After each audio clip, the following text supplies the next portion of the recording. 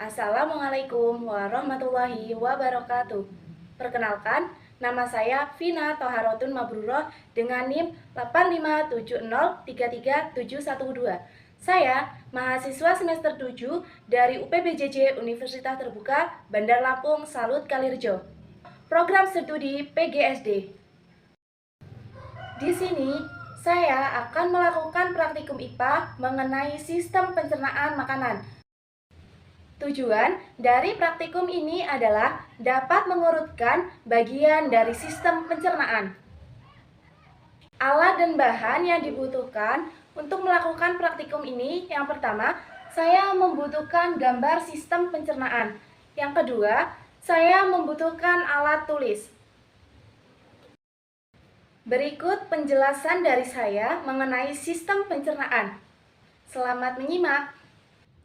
Sistem pencernaan makanan adalah sistem yang sangat penting yang membantu manusia mencerna makanan dan minuman yang dikonsumsi menjadi zat yang mudah dicerna oleh tubuh. Lalu, akan diambil berbagai kandungan pentingnya sehingga bermanfaat bagi organ dalam seluruh bagian tubuh secara keseluruhan.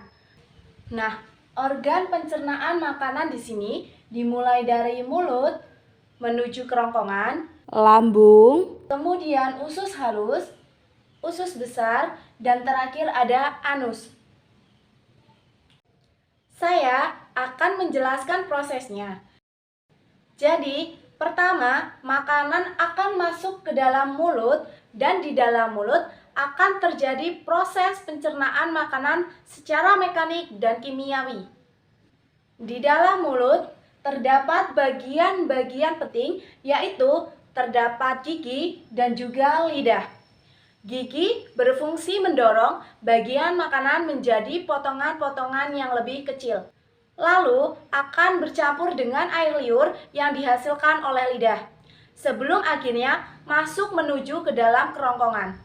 Jadi, setelah makanan masuk ke dalam mulut, makanan akan terdorong menuju kerongkongan atau esofagus. Kerongkongan di sini memiliki fungsi utama, membawa makanan dari rongga mulut menuju ke dalam lambung. Nah, proses terdorongnya makanan di rongga mulut menuju lambung ini disebut dengan gerak peristaltik. Nah, setelah makanan terdorong dan sampai ke dalam lambung, lambung akan mengeluarkan menjadi cairan pekat atau berbentuk pasta.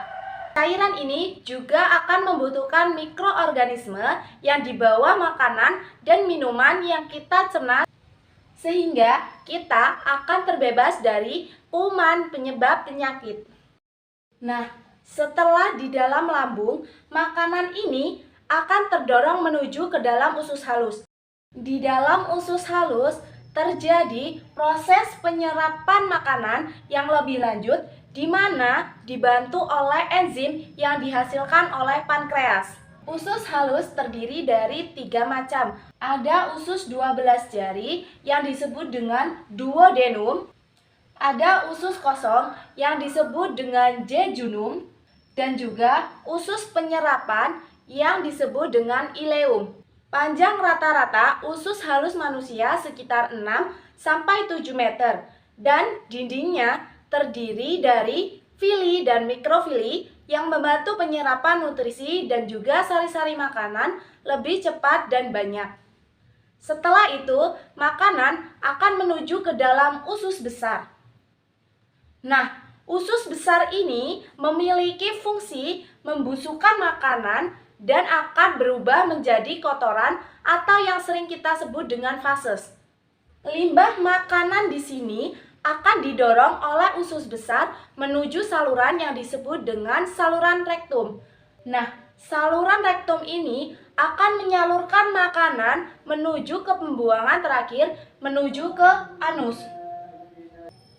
Jadi, setelah makanan sampai di dalam anus, yaitu pembuangan terakhir, otot anus akan menahan dan juga menjaga kotoran agar tidak keluar sebelum waktunya. Demikian penjelasan saya mengenai sistem pencernaan makanan. Dari praktikum ini dapat diambil kesimpulan bahwa organ sistem pencernaan dimulai dari mulut menuju kerongkongan, kemudian menuju lambung, kemudian usus halus, usus besar, dan yang terakhir adalah anus. Terima kasih atas perhatiannya, semoga bermanfaat.